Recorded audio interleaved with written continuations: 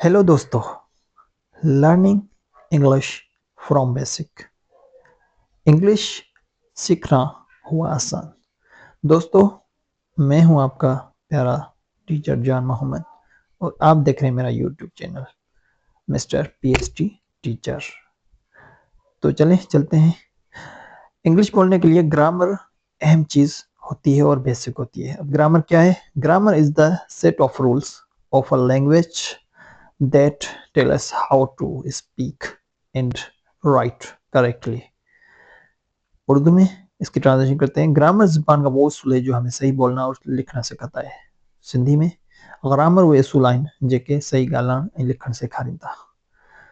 दोस्तों, चलते हैं आगे वीडियो की तरफ। तो ग्रामर से मीन छोटे अल्फाज बनते हैं, लेटर्स जैसे कहते हैं, और उन लेटर्स से वर्ड्स बनते हैं और उन वर्ड्स से सेंटेंसेस बनते हैं। लेटर्स कौन से होते हैं? A B C D. और वर्ड्स कौन से बनते हैं? Apple, ant, aeroplane. और उनसे सेंटेंस बनते हैं जैसे इट इज एन एप्पल, ये एक सेब है। दोस्तों, आई होप कि आपको मेरा वीडियो अच्छा लगा होगा। शुक्रिया।